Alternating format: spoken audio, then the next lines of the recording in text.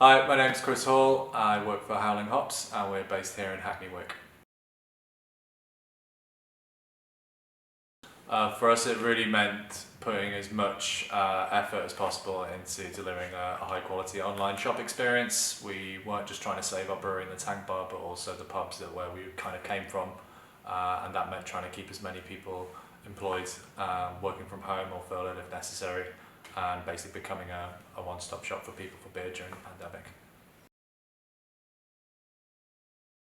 So our founder Peter Holt has a background in pubs, and the first sort of craft beer place that he owned and operated was called the Southampton Arms, which we continue to operate to this day.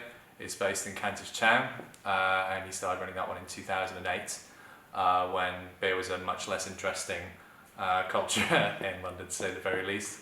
But quickly it became something where it was a place where he could really champion the cause of small independent producers. After that, he opened in 2011 a brew pub called the Cock Tavern, and it was in the basement of the Cock Tavern where Howling Hops was born. Over 100 different beers were produced in that tiny little space below the pub itself, and it's our spiritual home. And then we had to sort of graduate into something a bit bigger with a little more headroom for the brewers to actually operate in. And we decided to build ourselves what is essentially the UK's first dedicated tank bar here in Hackney Wick, and that was about 5 years ago. Honestly, lately it's been Schöfferhofer grapefruit, which I don't need to tell many beer people about why they drink that. They will be drinking as much lager as possible, whenever possible, and if we haven't got the lager available, they will find one.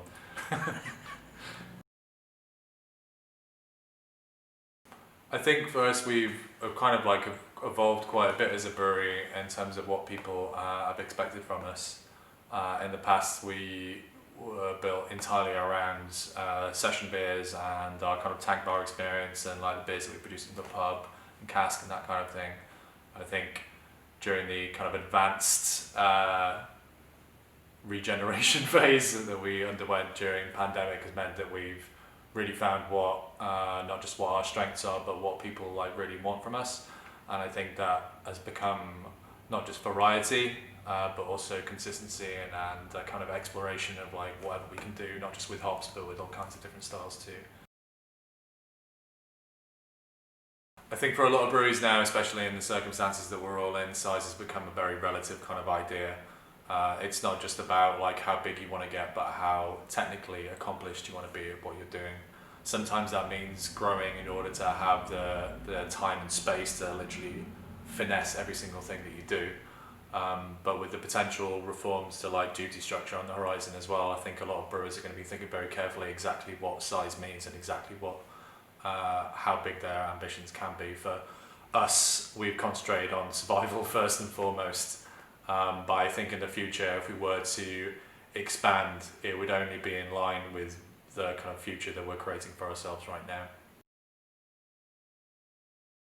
From the beginning of the brewery, there was always a very strong focus on hoppy beers, undoubtedly. Obviously, we've got the word hops in the name of the brewery itself. But there was also a very intense curiosity, like from the very beginning, in trying to not just like brew as many different styles of beer as possible, but to like kind of like create a sense of curiosity and like the people that are drinking our beers too. I think a lot of other breweries also want to achieve that kind of infectious curiosity and pass that to their customers. For us now, we realise that whilst we can produce better quality beers than ever before, that curiosity from the very beginning has remained at the heart of what we do. So whilst not all of the beers are the very same, neither is the beer scene itself. So I think even if you adapt and you watch all the different kind of beers that have come and go like in that time, you still have to have the same kind of attitude, if not exactly the same beers. I think it's in a really interesting space at the moment because there's been a really pleasant kind of development in like neighbourhood breweries pumping up. Like we've always had room in London for more producers of beer, but there hasn't always been room for more people who want to have that kind of ambitious growth that takes them national or international. So I think it's been really cool to see people taking really conscientious and good quality kind of approaches to beer making, but keeping it focused with like a neighbourhood, and becoming something that actually attracts people to visit that neighbourhood. Obviously right now that isn't necessarily something you have to or want to encourage, but I think the rise of the likes of people like Villages and Boxcar, for example, are like a good examples of people who can make really good beer, make it really interesting, but also make you feel like you're part of that community when you go and drink there. Obviously, hobby beers are going to continue to be our bread and butter, but we have continued to diversify within our reach, and that's meant being able to produce some different lagers on a regular basis. We've done a few different more experimental things with traditional European styles, and we're gradually becoming, I think, more confident and more excited about the kind of stuff that we can do with barrel aged beers too. We had 2 very well received barrel aged imperial stouts we put out last year. Those barrels are full again.